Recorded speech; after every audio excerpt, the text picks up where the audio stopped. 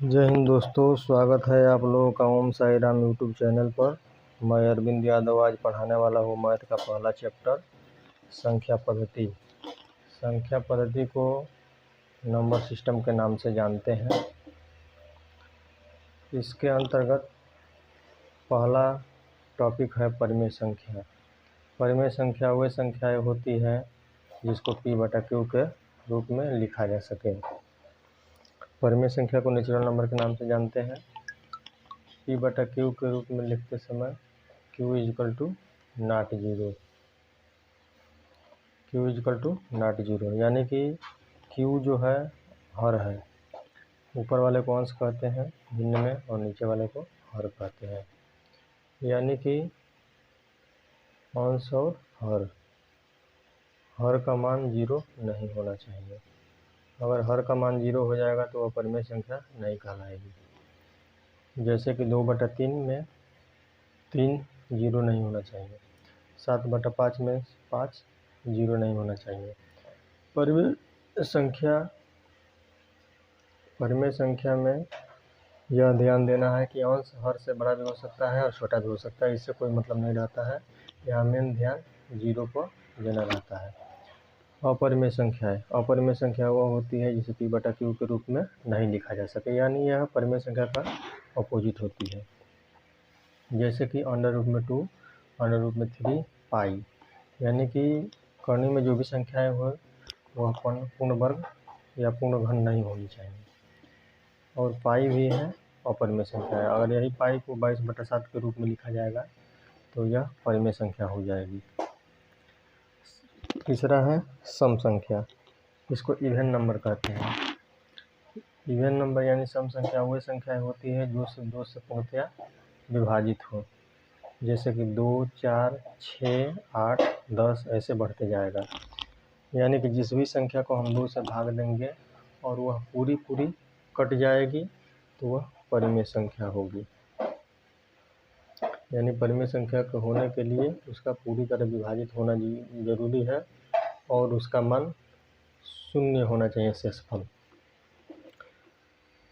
जिस प्रकार परिमेय संख्या का अपोजिट अपरिमेय संख्या होती है, उसी प्रकार चौथा नंबर विषम संख्या है जिसे हम ओड नंबर के नाम से जानते हैं। यह संख्याएं वे होती हैं जो 2 से पूर्णतः विभाजित नहीं होती है, विषम संख्याएं कहलाती है। जैसे 1, 3, 5, 7, 9, 11, 13 ऐसे बढ़ते जाएगा, यानी यह 2 से विभाजित नहीं होती है, कुछ न कुछ शेषफल मिलता है। तो हम लोग जान गए परिमेय संख्या, अपरिमेय संख्या, सम संख्या और विषम संख्या।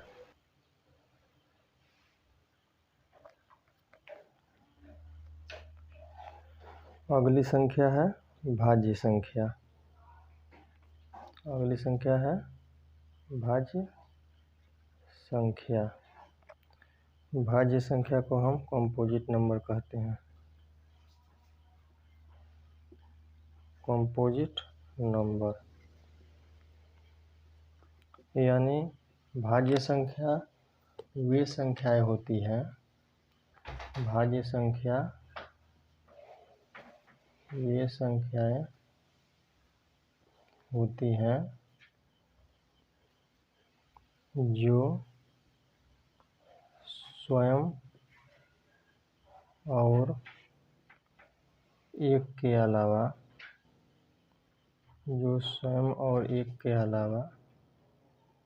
दूसरी संख्या से भी कट जाती है, जो स्वयं और एक के अलावा दूसरी संख्या से भी कट जाती है। जैसे में 4, 6, 8, 10, यह क्या होगी? भाज्य संख्या है, यानी स्वयं और एक के अलावा दूसरी संख्याओं से भी कटेगी। इसके अगली संख्या है अभाज्य संख्या।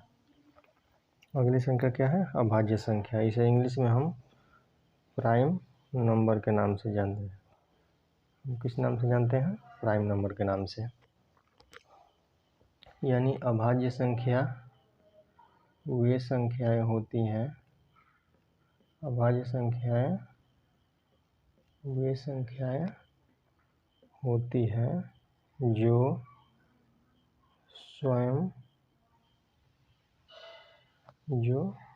स्वयं और एक के अलावा दूसरी संख्या से नहीं कटती है।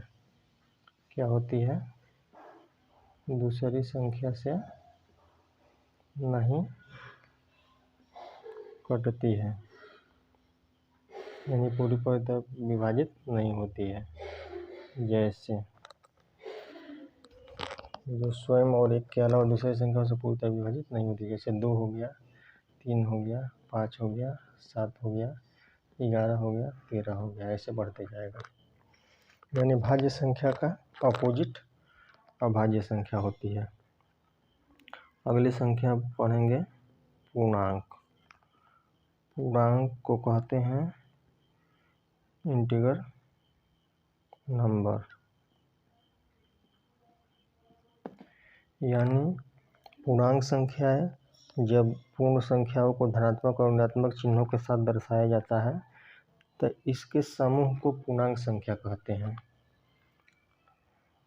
क्या कहते हैं? पूर्णांक संख्या कहते हैं। जब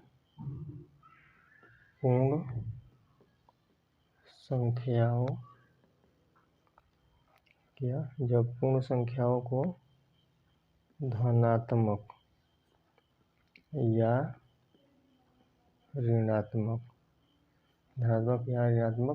के रूप में लिखा जाता है तो पूर्णांक कहलाता है। जैसे, यानी इसमें बस ये याद रखना है कि यह पूर्णांक को धनात्मक या ऋणात्मक के रूप में लिखा जाता है, पूर्ण संख्याओं को ही उसे पूर्णांक कहते हैं। अच्छा, पूर्ण संख्या किसे कहते हैं इसके बारे में हम आगे जानेंगे। पहले पूर्णांक देख लेते हैं। जैसे में 0 के दाहिने तरफ 1 2 3 4 ऐसे बढ़ते जाएगा। यह क्या है? धनात्मक है। धनात्मक में चिन्ह लिखे या न लिखे उससे कोई मतलब नहीं रहता है, लेकिन ऋणात्मक में लिखेंगे -1 -2 -3 -4, ये भी बढ़ता जाएगा अनंत तक। और पूर्ण संख्या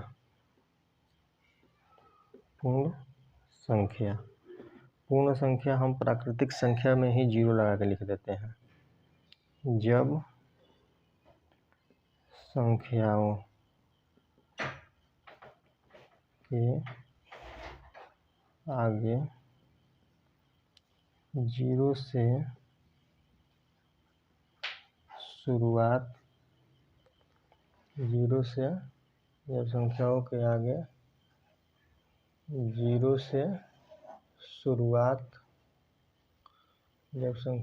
आगे 0 से शुरुआत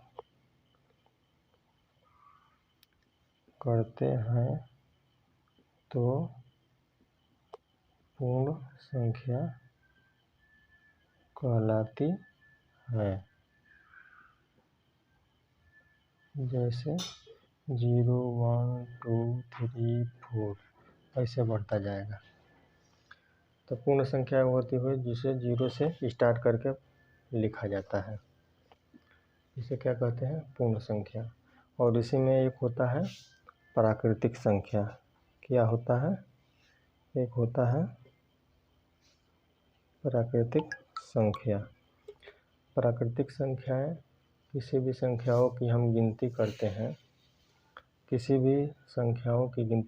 वस्तुओं की गिनती करते हैं तो उसे प्राकृतिक संख्या से कहते हैं। यानी संख्याओं या वस्तुओं की गणना करने वाला प्राकृतिक संख्या कहलाता है। क्या कहलाता है? प्राकृतिक संख्या कहलाता है। जैसे 1 2 3 4 ऐसे बढ़ता जाएगा। आज का वीडियो यहीं पर समाप्त किया जाता है। इस चैनल पर ऐसे वीडियो पाने के लिए चैनल को लाइक शेयर सब्सक्राइब करें। यह वीडियो हर एग्ज़ाम के लिए इम्पोर्टेंट है। धन्यवाद।